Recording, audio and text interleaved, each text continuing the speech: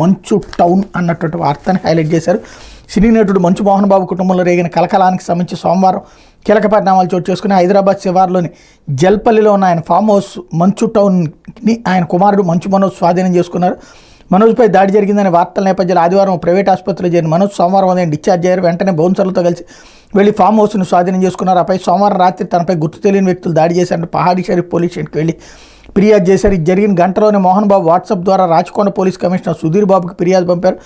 అందులో తన కుమారుడు మనోజ్ అతని భార్య మౌనిక మీద చర్యలు తీసుకోవాలని కోరారు. అసాంఘిక శక్తుల నుండి తన ప్రాణానికి తన ఆస్తులకి రక్షణ కల్పించాలని కోరారు. బంజారాహిల్స్లోని ప్రైవేట్ ఆసుపత్రిలో చేరిన మనోజ్కి వైద్యులు సిటీ స్కాన్, అల్ట్రాసౌండ్, ఎక్స్రే తదితర పరీక్షలు నిర్వహించారు. ఈ మేరకు రికార్డులు డిశ్చార్జ్ సమయంలో మనోజ్కి ఇచ్చారు.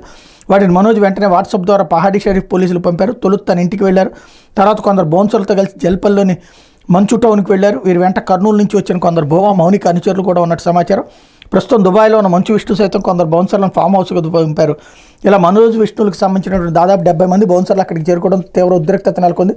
ప్రస్తుతం ఈ ఫామ్ హౌస్ చుట్టూ గేటు వద్ద కొందరు మహిళా బౌన్సర్లు కూడా పహారా కాస్తున్నారు. అయితే పహాడీ షరీఫ్ పోలీసులతో ఫోన్లో మాట్లాడిన మనోజ్ వారిలో బౌన్సర్లు లేరని చెప్పినట్టు తెలిసింది. కాగా మనోజ్ ఇంట్లో ఉండగానే మధ్యాహ్నం మంచు టౌన్కు వచ్చిన మోహన్ బాబు కుమార్తె మంచు లక్ష్మి గంటకు పైగా మనోజ్తో చర్చలు జరిపి వెళ్లారు. తర్వాత రాత్రి 7 గంటల ప్రాంతంలో మనోజ్ హఠాత్తుగా పహాడీ షరీఫ్ పోలీస్ స్టేషన్కి వచ్చారు. ఆదివారం ఉదయం తనపై 10 మంది గుర్తు తెలియని వ్యక్తులు విచక్షణారహితంగా దాడి చేశారని లిఖితపూర్వకంగా ఫిర్యాదు చేశారు. సీసీ కెమెరా హార్డ్ డిస్క్ మాయమైందని, దీని వెనక కిరణ్ విజయరెడ్డి అనే వారి పాత్ర ఉన్నట్టు అనుమానాలు ఉన్నాయని ఫిర్యాదులో పేర్కొన్నారు. పహాడీ షరీఫ్ ఇన్స్పెక్టర్ గురవారెడ్డి మాట్లాడుతూ మనోజ్ తనపై ఎవరు ఎందుకు దాడి చేశారో తెలియదని, తనకు తన భార్యకు పిల్లలకు ముప్పు ఉందని ఫిర్యాదులో పేర్కొన్నారని చెప్పారు. కేసు నమోదు చేసి దర్యాప్తు చేస్తామని తెలిపారు. కాగా మనోజ్ ఫిర్యాదు మీద పహాడీ షరీఫ్ పోలీసులు 329, 351, 115 సెక్షన్ల కింద మోహన్ బాబు మీద కేసు నమోదు చేశారు. మరోవైపు మోహన్ బాబు సైతం మనోజ్ అతని భార్య మీద చర్యలు తీసుకోవాలని పోలీసులు కోరారు. జల్పల్లిలో 10 ఏళ్లుగా నివసిస్తున్న 4 నెలల క్రితం చిన్న కుమారుడు మనోజ్ ఇంటిని విడిచిపెట్టి వెళ్ళాడు.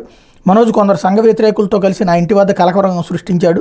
తన 7 నెలల కుమార్తెను ఇంటి పని మనిషి సంరక్షణలో విడిచిపెట్టాడు. మాదాపూర్లో నా కార్యాలయంలోకి 30 మంది వ్యక్తులు చొరబడి సిబ్బందిని బెదిరించారు. మనోజ్, మౌనిక నా ఇంటిని అక్రమంగా ఆక్రమించుకుని ఉద్యోగులను బెదిరిస్తున్నారు. నా భద్రత, విలువైన వస్తువులు, ఆస్తుల విషయంలో భయపడుతున్నా.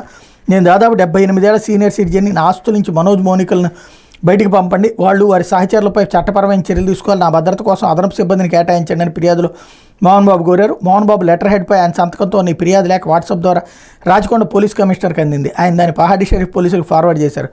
కమిషనర్ సుధీర్ బాబు సాక్షితో మాట్లాడుతూ మనోజ్ నేరుగా పోలీస్ స్టేషన్కి వచ్చి ఫిర్యాదు చేశారు. మోహన్ బాబు ఫిర్యాదు వాట్సాప్ ద్వారా వచ్చింది. రెండింటి పూర్వాపరాలు పరిశీలించి కేసులు నమోదు చేసి దర్యాప్తు చేస్తామని తెలిపారన్నట్టు వార్తని హైలైట్ చేశారు.